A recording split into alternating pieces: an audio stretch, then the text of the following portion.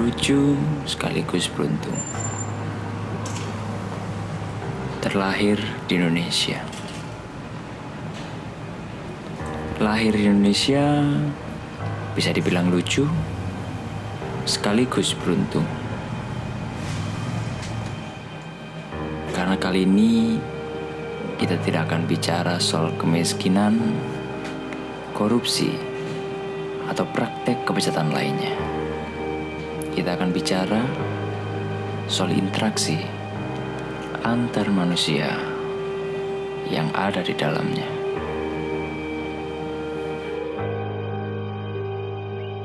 Lucu sekaligus beruntung. Bagaimana kita tidak bisa beruntung? Kita hidup di tengah masyarakat yang sangat macam. Banyak etnis yang ada. Suku Jawa, ada Tionghoa, ada Batak, ada Ambon, dan 1336 suku yang ada di Indonesia ini. Oke, kita tidak berhenti dari etnis saja, kita bicara soal agama. Walaupun agama yang diakomodir hanya 6, tapi sesungguhnya ada 300 kepercayaan yang dipegang dan dianut oleh masyarakat di Indonesia.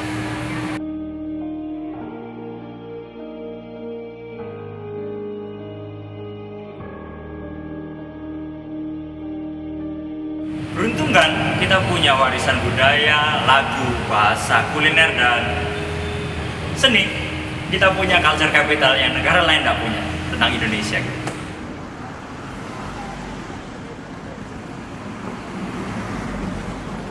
Setelah kita bicara soal untungnya lahir di Indonesia, lucunya lahir di Indonesia, kita masih terjebak dalam setting berpikir bahwa kita berbeda golongan.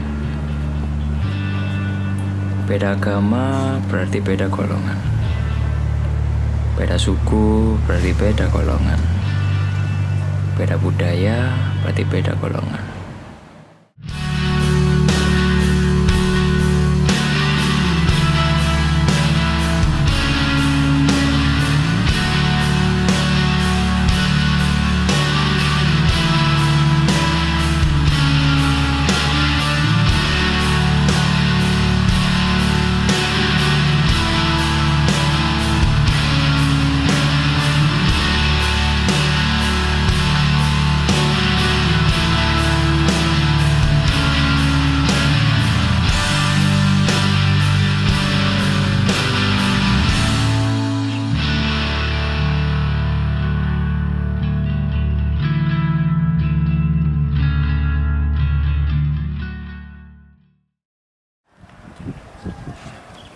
Sekarang kita akan lihat apakah orang Indonesia cenderung menggolong-golongkan.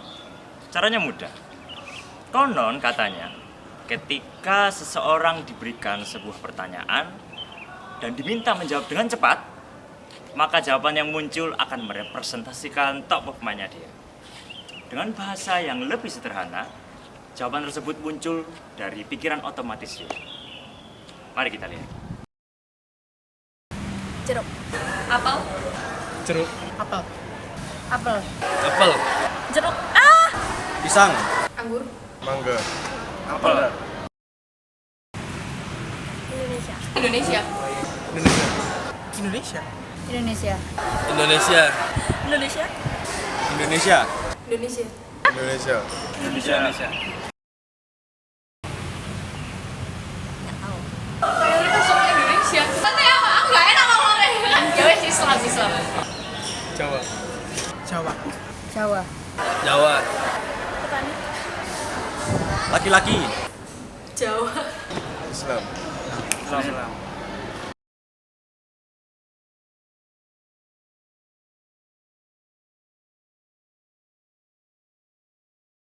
Kenapa kita meminta responden untuk menjawab dengan cepat? Yaitu supaya kita mengetahui apa yang ada di top of mind-nya dia atau pikiran otomatisnya dia. Namun sayangnya ketika kita menanyakan soal mayoritas dan minoritas, top of mind atau pikiran otomatis dari responden masih berkutat soal golongan dan ras. Ketika kita bicara soal mayoritas, mereka semua menjawab Jawa, Muslim. Kenapa tidak menjawab bahwa mayoritas masyarakat Indonesia adalah seorang laki-laki? Mayoritas masyarakat Indonesia bukan petani. Mayoritas masyarakat Indonesia ya tidak buta huruf. Mengapa tidak bicara seperti itu? Demikian halnya ketika kita bicara soal minoritas. Ketika kita bicara soal minoritas, yang muncul adalah Cina, Kristen.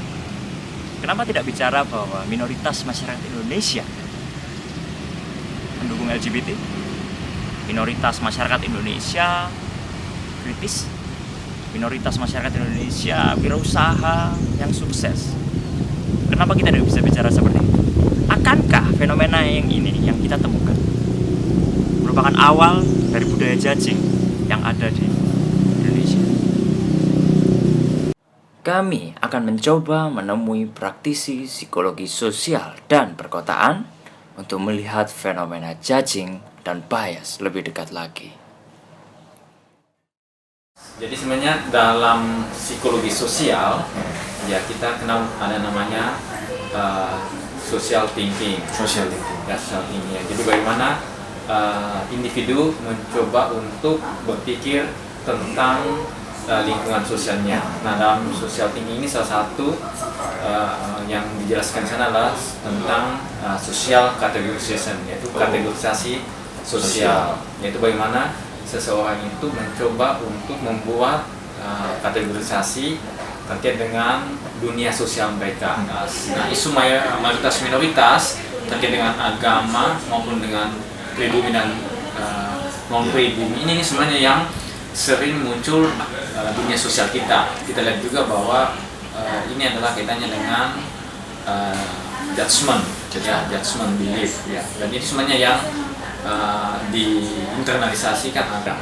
Nah, sebenarnya kuncinya kalau kita lihat di sini tadi ini akar masalahnya itu ada pada level kognitif, yaitu pada stereotip. Ya, faktor yang utama itu adalah pada lingkungan keluarga. Seorang anak yang memiliki orang tua yang memiliki perilaku diskriminatif, memiliki prasangka, memiliki stereotip, itu cenderung untuk diturunkan ke anak-anaknya. Karena anak-anak kan belajar, ya. Dan yang lain juga itu adalah dari media, bahwa banyak kita diberikan informasi-informasi dari media yang menunjukkan adanya diskriminasi, adanya prejudis, dan adanya stereotip itu.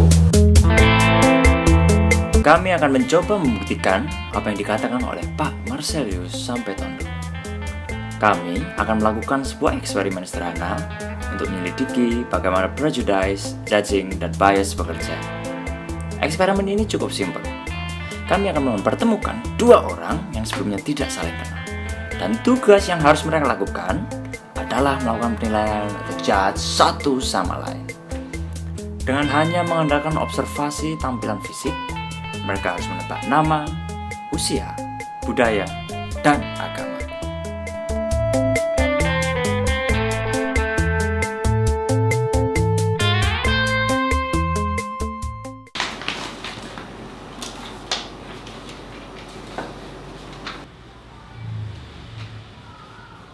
Namamu adalah Bayu.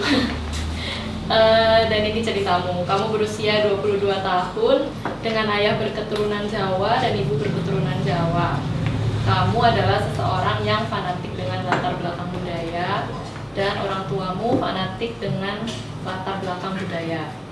Kamu adalah orang yang religius karena menurutmu agama adalah yang paling penting.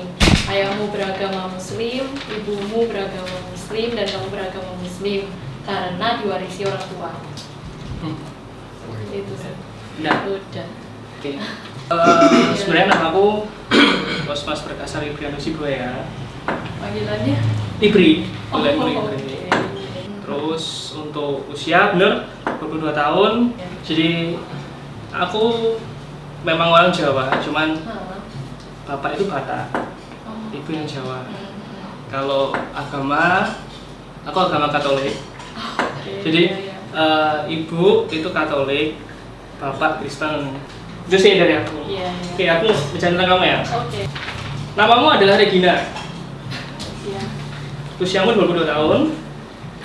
Dengan ayah keturunan mungkin Chinese dan ibu juga Chinese. Kamu adalah seseorang yang tidak fanatik. Bahkan orang tua juga tidak fanatik. Dan menurutku kamu orang yang tidak religius. Karena agama bagimu mungkin formalitas. Ayahmu beragama Kristen dan ibumu juga. Kamu juga beragama Kristen karena mengikuti orang tua. Ini aja sih jawab saya. Oke. Ya, sekarang namaku adalah Levina, terus aku berusia 20 tahun. Kemudian ayah keturunan Tionghoa, ibu keturunan Tionghoa benar. Tapi sebenarnya aku fanatik sih. Lumayan. Karena mungkin ya bawaan dari orang tua juga loh. Religius, tapi bukan yang religius banget. Tapi ya lumayan. Aku agama Katolik. Kedua orang tua juga Katolik. Seperti itu. Udah, terus habis salaman terus bisa meninggalkan tempat. Yuk. Si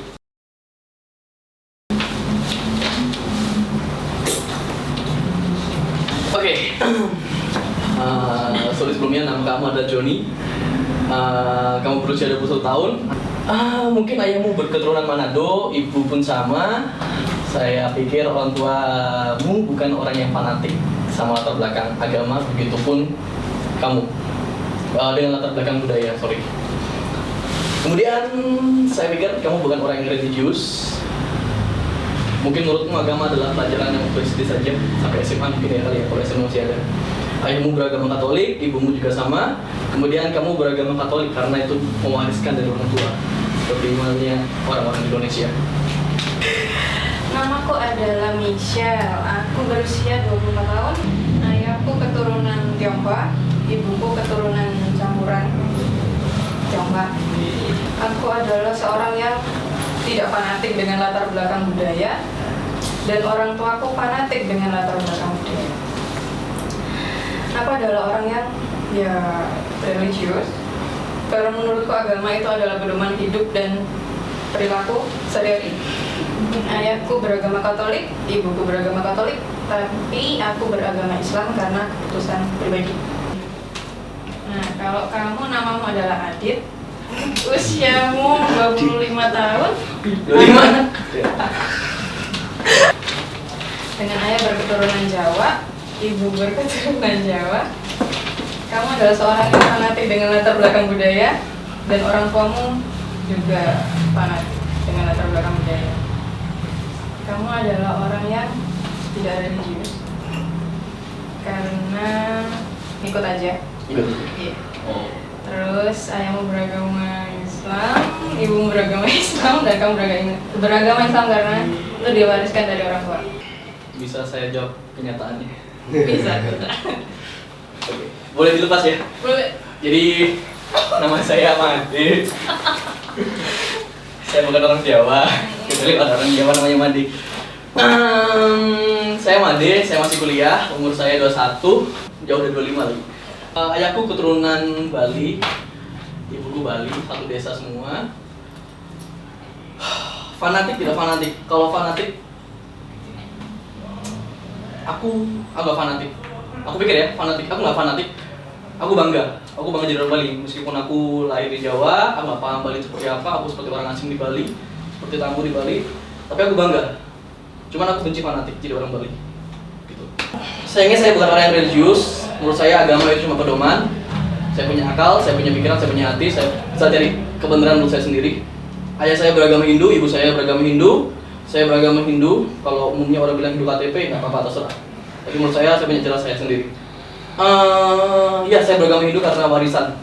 Sulit untuk keluar dari Hindu, tapi saya juga bingung kalau keluar mau kemana. sama. Oke. Ade.